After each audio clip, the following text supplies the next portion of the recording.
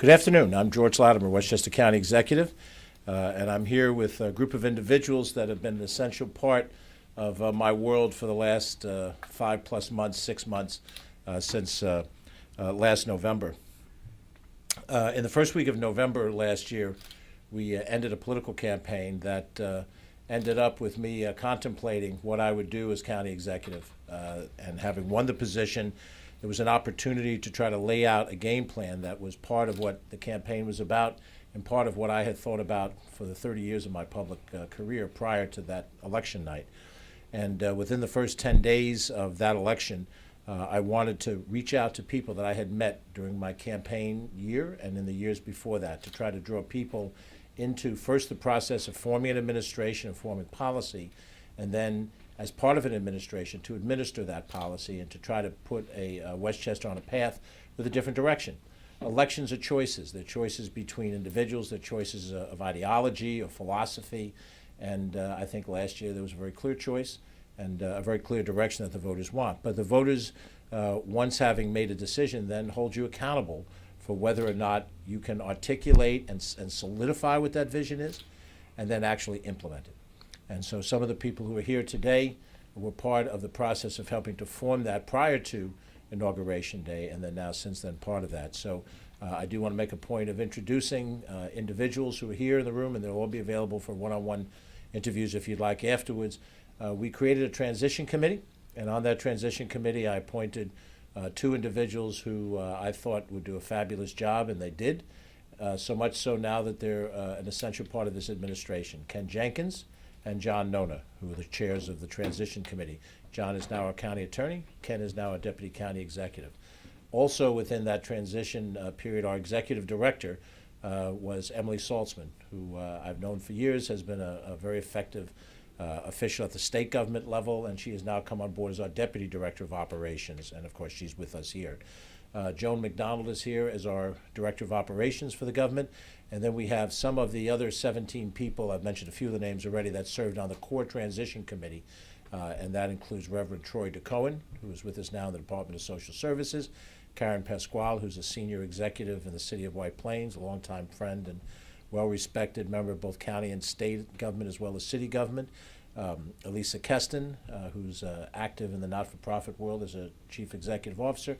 Tom Carey, who heads our Westchester Putnam Central Labor Body and has done a fine job. And then individuals who have worked with me over the course of that period of time. Andrew Ferris, who's our chief of staff. Vic Mallison, who's our director of intergovernmental relations. Previously, my chief of staff in my Senate career. Aviva Meyer, Chloe Zung. And I think we've covered Susan Spear, Shari, Copper. Anybody else need to be introduced? Did I catch up? Carl Pagano. The important message of both the campaign and the transition and now the administration is inclusion and transparency. That we open our arms wide to accept people and their opinions, and that we then make decisions based on that input with as much transparency and openness as we can. The people of Westchester are intelligent. They expect to see public policy that they can interact with, and they can shape it based on how they view those things. And perhaps the best way to tell a little bit about the story of our transition is to share this video that we'd like to share with you now.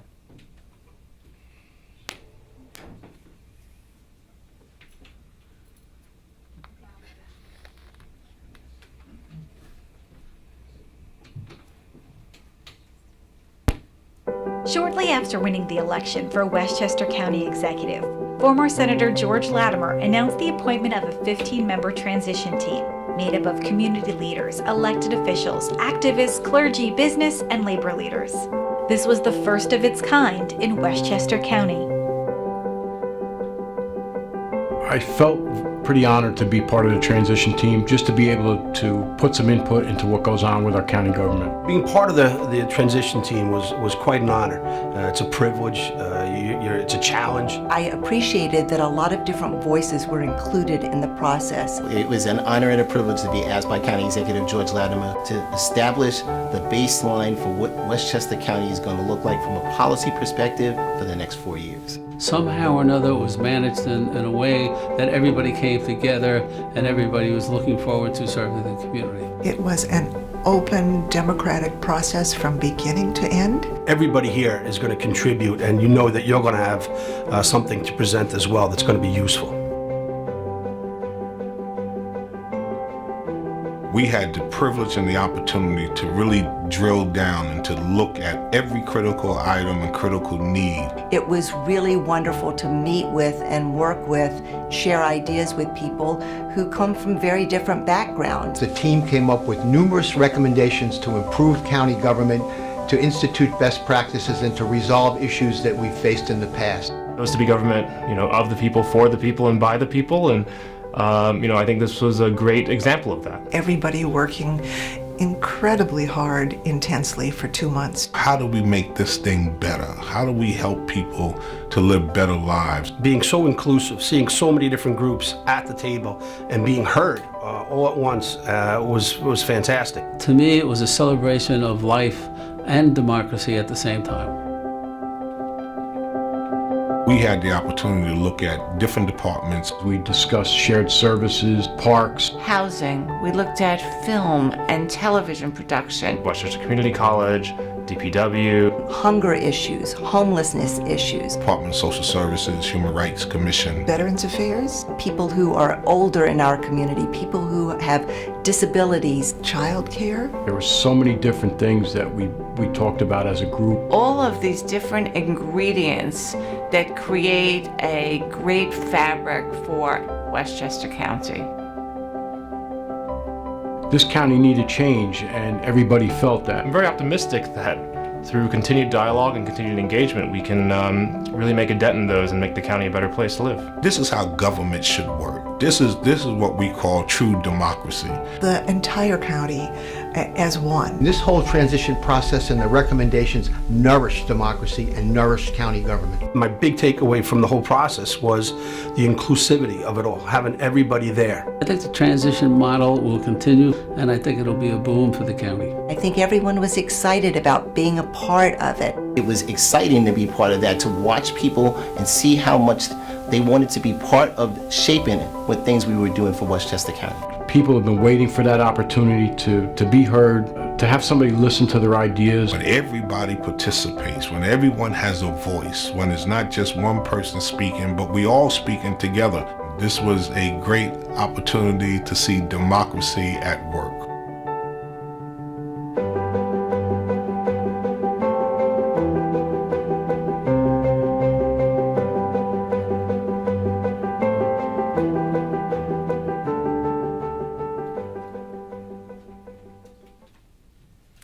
Thank you, Carl Pagano and his team for that work.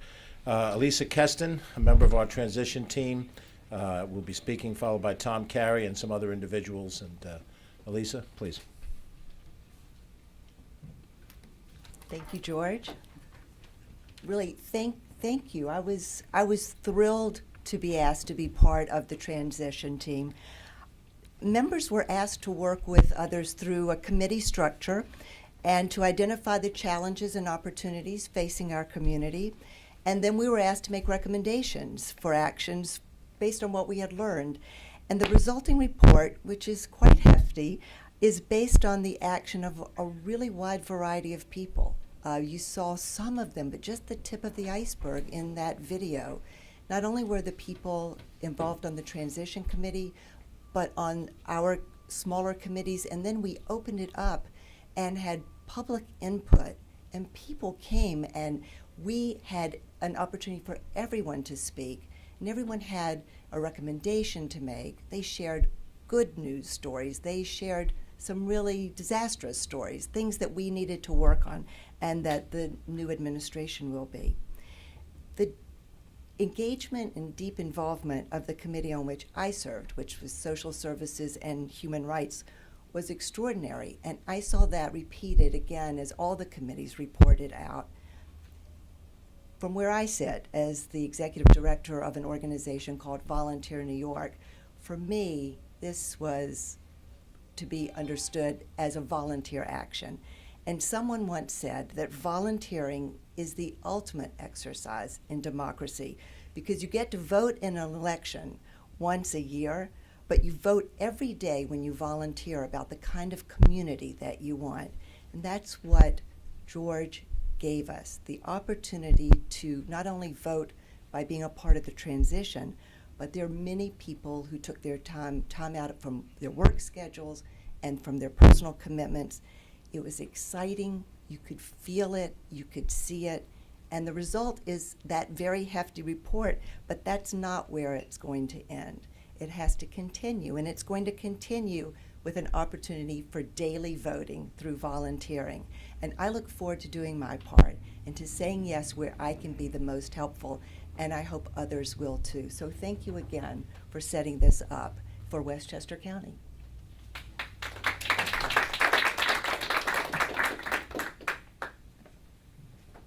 In the overall transition process, we had a 17-member core committee, which Ken Jenkins and John Nonna were chairs of. And of those other remaining 15 individuals, Elisa served, and also Tom Carey, who also serves as a leader of Local 21, Plumbers and Steam Fitters, and is the head of the Westchester Putnam AFL-CIO Central Labor Body. Tom? Thank you, George, and thank you, everybody, for being here. My committee, which was the Operations Committee, was also led with Jonathan Wang. Just like Elisa says, there was so much opportunity. You know, I think the public hearing part for me as well was probably the greatest, because I didn't know what we were going to be in for. And when people got up from the community and started talking about different issues that affected them throughout the county, it was a big awakening for not only me, but for the entire operations team. We were really woken up to a lot of different issues that affected this county that I would have never thought about. So I thank George for putting that perspective out there, to have, you know, openness from everybody throughout the community. It was big for our team, and I can't thank my team enough. I mean, they did so much. You know, I've been involved with George from county legislator to assembly to state senate, and George has always been, he led from his heart, and that to me, I could not say no to George. When I got that phone call, I was totally honored to be here and to be involved in this transition team, because I was working for a guy, I shouldn't even say work, I was helping a guy to do things to make this county a little bit better, and knowing that the way George operates, everything he does really truly comes from his heart. You know, he never lies. He's always been a leader by example, and that goes back 20 some odd years since I've known George. So I'm very honored to be here, and I thank the rest of my transition team, and thank you very much. Thanks, George. Tom and Elisa and Reverend DeCohen and Karen Pasquale and the other members of the Transition Core Committee were joined by, as was pointed out, 6 issues committees. And each of those committees were staffed by as many volunteers as wished to be involved in the process. A total over 100, in fact 111 different individuals sat on any one of those issue subcommittees. And each one of those committees had a public meeting in which they went out in a public setting to take testimony from those who wish to be heard in the community. None of this has ever happened before in a transition period. Generally speaking, transitions are used as an opportunity to vet candidates who would be appointed to important positions, and of course that happened during the transition as well. But to try to set a tone and to try to set an agenda for an administration and to try to do that process within 45 days was really yeoman's work by all of these people who did all of this voluntarily. And they fitted in and around the time of the year when you have Thanksgiving and the holiday season, Christmas, the end of the year, and Hanukkah and so forth. Was really a tremendous sacrifice of time and effort by those people who served. So my friends who are now working with me every day, the chairman, co-chairman of the committee, Ken Jenkins and John Nonna, I believe have something for me officially to convey.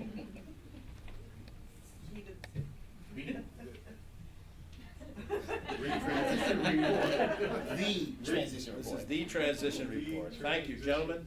Thank you for your service there. And welcome to your additional service.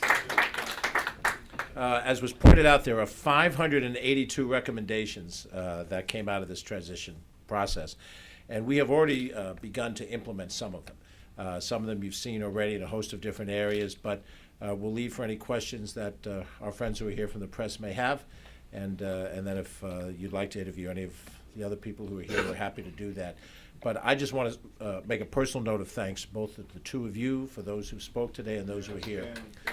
You were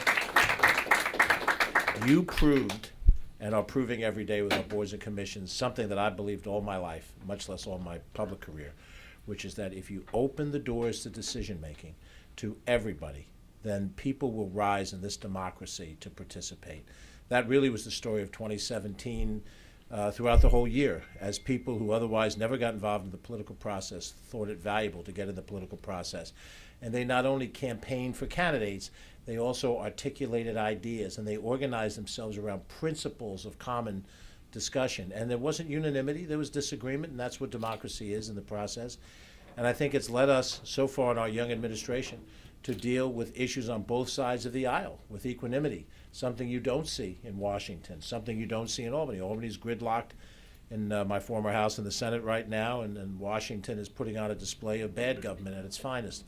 And yet here in White Plains, understanding it's very early in the process, we've been able to work cooperatively across the aisle and within our own selves, and not by suppressing disagreement, but by embracing it, by saying that every one of these people in this room and all the hundreds of people they represent outside, and ultimately the million or so people of Westchester County, that they have a government that they can approach. Hopefully we can live up to that standard.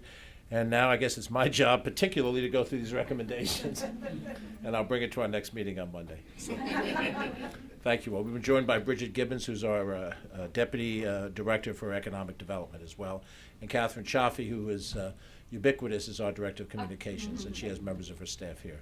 So if we have any questions that you'd like me to handle, I'm happy to do it. Anybody else on the team, we're happy to answer them. If not now, then individually. When will the public be notified of some of the recommendations in that book? Well, the recommendations, I believe, are online, and so the public can look at it anytime they'd like. Catherine, do you want to tell us exactly? The full report is in the newsroom. Okay, perfect, Right. Thank you. And you have it available. And we welcome people looking at it, commenting, giving us their input. There's actionable items in here, and so I suspect that both our administration and our partners in government, the Board of Legislators, will look at these things and determine how many of these things are possible. You know, there's going to be debate about some of these things, and as I go through the final recommendations, there may be some things that I disagree with, but that is democracy, and I think we're comfortable with that. So, if there are no other questions, thank you for your time. Thank you all for your service. Let me applaud the members of the committee. Thank you.